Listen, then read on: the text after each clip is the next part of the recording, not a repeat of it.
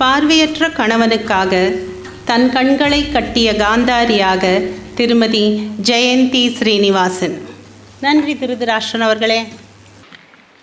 காலத்தை வென்ற காவியமாம் மகாபாரதத்தில் மன்னன் சுபாலாவின் மகள், பேரன்பிற்குரிய புத்திரி, பேரழகி காந்தாரி, இளவரசி காந்தாரி நான். வண்ணங்களில் பிடிப்பு, கருப்பு எனக்கு வெறுப்பு, இருட்டு எனக்கோர் கசப்பு, எண்ணங்கள் யாவும் வண்ணங்கள், எதிலும் கலையை ரசிப்பவள், கலைக்கண்ணோட்டத்தோடு இருப்பவள். நான் சிவபக்தை எந்த அளவிற்கு தெரியுமா? அந்த ஈசனே, முக்கண் முதல்வனே, மும்மூர்த்திகளில் ஒருவனே, எனக்கு 100 குழந்தைகள் பிறக்கும் என வரமளித்தான். தற்பெருமை தலைக்கு ஏறியது. செழித்து வளர்ந்தேன். வந்ததோர் ஓலை அந்த அஸ்தினாபுரத்திலிருந்து என்னை மணமுடிக்க கேட்டு, மகாராணியாக போகிறேன் அல்லவா, தலைக்கணம் தலைவிரித்தே ஆடியது. புறப்பட்டோம். சகல ஐஸ்வர்யங்களுடனும் நாங்கள் அனைவரும் புறப்பட எங்கள் குரு வந்தார், தடுத்தார். இவளது ஜாதகத்தில் தோஷம் ஒன்றுள்ளது. 2வது கணவருடன் மட்டுமே இவளது வாழ்க்கை நீடிக்கும். ஹஸ்தினாபுரத்தின் பகையை உன்னால் தாங்க முடியுமா? உபாயம் ஒன்று கூறுகிறேன். ஒரு ஆட்டிற்கு மணமுடித்து வைத்து ஆட்டினை பலிகொடு என்றார். என் தந்தையும் சம்மதித்தார். நானும் ஆட்டிற்கு மணமாலை சூட்டினேன். பேரழகி ஆட்டுடன் திருமணம். தலைக்கணம் மறைந்தது. ஆயினும் புறப்பட்டோம் அஸ்தினாபுரத்திற்கு. சகல மரியாதைகளுடன் வந்து சேர்ந்த பொழுதுதான் தெரிந்தது அந்த பீஷ்மரின் வஞ்சகம். என்ன தெரியுமா? என்னை மணக்க இருப்பவர்க்கு பார்வையும் இல்லை, மணிமகுடமும் சூட முடியாது, மன்னவரும் ஆக முடியாது. அழிந்தது எந்தன் மமதை. முற்றிலுமாக வருத்தப்பட்டேன். ஆயினும் பதிவிரதையாக நான் எனது கண்களை கட்டிக்கொண்டே வந்து மணவரையில் அமர்ந்தேன். புரிந்து கொண்டார் என்னவர். வாழத் துவங்கினோம். கருவுற்றேன். பாண்டு மகாராஜா தனது அரியணையை துறந்த அரசினை என்னவரிடம் அளித்துவிட்டு கானகம் சென்று விட்டார். மகாராணியாகிவிட்டேன் அல்லவா. தலைக்கணம் ஏற துவங்கியது. மகாராணியான நான் அதனை அடக்கினேன். அடங்கு என்று அடங்கியது என்று நான் மகாராணி, ஆனாலும் அமைதி காக்க வேண்டியவள். பிரசவ காலமோ நீண்டு கொண்டே போனது. அதற்குள்ளாக கானகத்தில் குந்திக்கு குழந்தைகள் இவர் பிறந்து விட்டனர். செய்தி வந்தது. அத்திரம் கொண்டேன், அடாததோர் காரியம் செய்தேன், பிண்டமாய் உதிர்ந்தது என் பிள்ளை. எப்படி இருக்கும்? ஈசனே, அறியாது நான் செய்த பிழையை பொறுத்தருள்க. உமையொரு பாகனே, என்னை மன்னித்தருள்க என வேண்டினேன். அழுதேன், கதறினேன், தொழுதே நின்றேன். ராஜமாதாவின் கட்டளைப்படி வியாசர் வந்தார். பிண்டத்தினை எடுத்தார், பாதுகாத்தார். இன்று என் மன்னவன் அல்லவா, மாமன்னன் மகாராஜா எனது அண்ணனை விடுதலை செய்தார் சிறையிலிருந்து. அது என்ன கதை? ஆற்றிற்கு நான் மணமாலை சூட்டிவிட்டேனாம். என் மன்னவர் எனக்கு 2வது கணவராம். ஆகையால் காந்தார வம்சத்தையே அழிக்க வேண்டும் என அனைவரையும் சிறையில் அடைத்து விட்டார். அனைவரும் மாண்டனர். என் மன்னர் இன்று மன்னரானார். என் அண்ணன், எனதன்பண்ணன் சகோதரன் சகுனி விடுதலை பெற்றான். எனக்கு குழந்தைகள் பிறந்தனர். அவரிடம் வளர்க்க கொடுத்தோம். அதே சமயம் குந்தி தேவி தன் குழந்தைகளுடன் அரண்மனை வந்தாள். அரவணைத்து கொண்டேன். இருவரிடமும் எந்த பாகுபாடும் நான் பார்க்கவில்லை. பாண்டவர்களையும் கௌரவர்களையும் துரோணாச்சாரியாரின் குருகுலத்திற்கு அனுப்பி வைத்தோம். குருகுல வாசம் முடிந்தது. வீரர்களாய், வில் வீரர்களாய், வெற்றி வீரர்களாய் திரும்பி வந்தனர். இந்திரபிரஸ்தத்தை யுதிஷ்டனுக்கு அளித்தோம். ஆயினும் யுவராஜ பட்டம் அவருக்கு சுட்ட வேண்டும் என்ற முடிவு செய்த பொழுது எங்களுக்கு சம்மதம் இல்லை. என் மகனுக்கு அது பிடிக்கவில்லை. காரணம் கேட்டபொழுது மூத்தவனாம் யுதிஷ்டன்.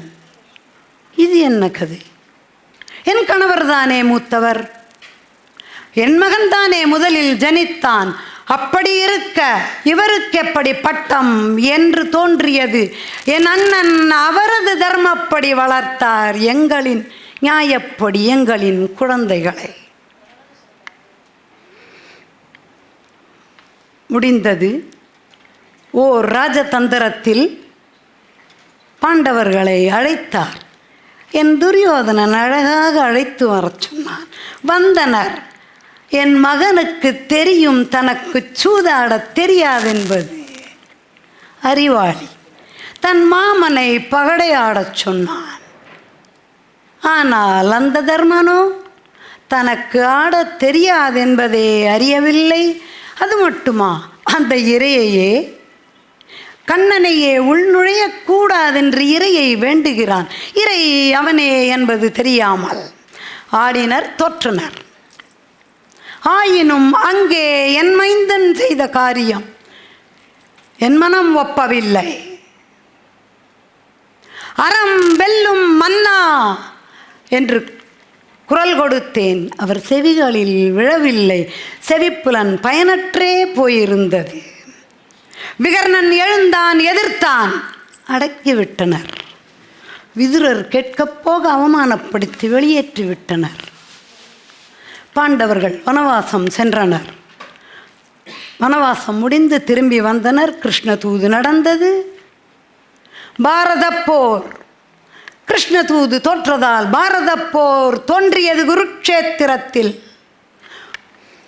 17 நாள் போர் முடிந்தது. அனைவரையும் இழந்தோம். அன்று கர்ணன் மடிந்தான் என்ற செய்தியை கேட்டவுடன் என் மைந்தன் கலங்கிவிட்டான். அதுவரை கலங்கி அறியாத மகன். காரணம் தெரியுமா? கர்ணன் அல்லவா உற்ற நண்பன். எத்தகைய நட்பு அவர்களுடையது. அந்த புறத்தினிலே தன் மனைவியுடன் கர்ணன் நாடுகையிலே விளையாட்டாய் மணிமேகலையை இழுக்க சிதறின முத்துக்கள். வந்தவன் எடுக்கவா, ஓ மை காட், கூர்க்கவா என்றனன். எடுப்பது யாருக்கும் எளிது, எடுத்திடலாம். கோர்ப்பது நிதானம் உள்ளவனுக்கு மட்டுமே முடியும். என் மகன் நிதானமானவன். அத்தகைய எந்தன் மைந்தனை நாடாள வேண்டும் என்று நினைப்பதில் தவறென்ன இருக்கிறது? ஓலை அனுப்பினேன். மறுநாள் அவன் போர்க்களம் போக வேண்டும். அவன் உயிரோடு இருந்தால் தானே ராஜ்யத்தை ஆள முடியும். இதுவரை காணாத உன்னை காண வேண்டும் மகனே. பிறந்த மேனியுடன் என் முன் வந்து நில் என்று அனுப்பினேன். வந்தான், நின்றான். கண்களை உச்சி முதல் பார்த்து கொண்டே வந்தேன். இடையில் இலை மறைத்தது. நிலை குலைந்து போனேன். மீண்டும் நான் கண்களை கட்டி கொண்டு விட்டேன். அதன் பின் நான் யாரையும் பார்க்கவில்லை. சிந்தித்த பொழுதுதான் புரிந்தது அந்த கண்ணனின் சூழ்ச்சி.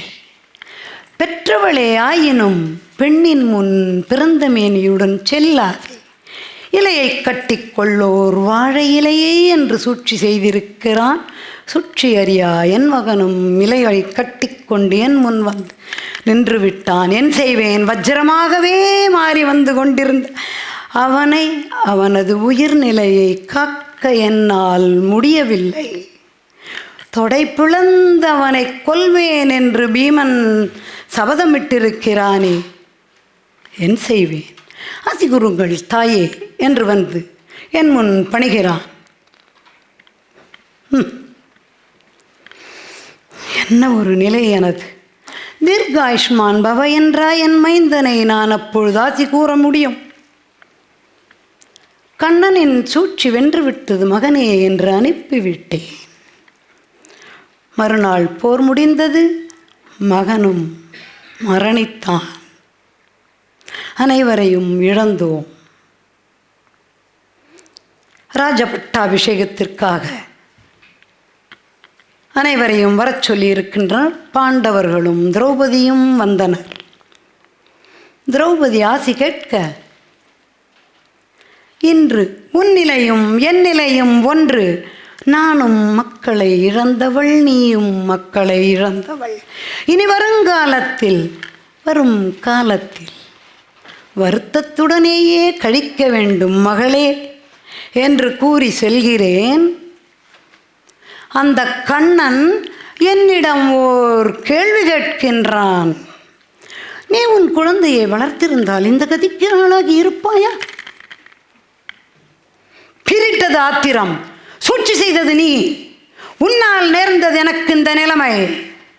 எங்கள் மீது என்ன தவறு என்று பொங்கினேன். அன்றொரு நாள் உனக்கு உன் மாமன் ஓர் வரம் அளித்தான் அல்லவா? நீ வித்தியாசமாக மரணிப்பாய் என்று. அதனை நான் இன்று உனக்கு சாபமாய் அளிக்கின்றேன். நாங்கள் இழந்தது போல் நீயும் உன் துவாரகாபுரியை இழப்பாய். உன் மக்களும் ஒருவரோடு ஒருவர் போரிட்டு மடிவர். நீயோ கானகத்தில் முன் ஜென்ம வினையின் பயனால் அந்த கர்ம வினை தாக்கி உன்னையும் ஒருவன் நீ வேணுகோபாலனாய் காட்டில் இருக்க அழிப்பான். இதுவே எனது சாபம். காந்தாரியின் ஆத்திரத்தை புரிந்து கொள்ளுங்கள். யாரையும் எப்பெண்ணையும் இனி காந்தாரி என்று உரைக்காதீர்கள் இழிவாக. அவளுள்ளும் பல எண்ணங்கள் உள்ளன. கொண்டவன் கரம் பற்றி இருக்க இந்த கவினுரு அரண்மனை என்ன, அந்த கானகத்து குடில் என்ன? இரண்டும் ஒன்றுதானே. வண்ணங்களை பார்க்க முடியாத எனக்கு வண்ணங்களில் மாத்திரமே காண முடியாதானால் எந்த எண்ணங்கள் என்றென்றும் திண்ணமாக இருக்கும். என் கணவரின் கரம் பற்றி கானகம் செல்கிறேன். வாய்ப்பளித்தமைக்கு மிக்க நன்றி.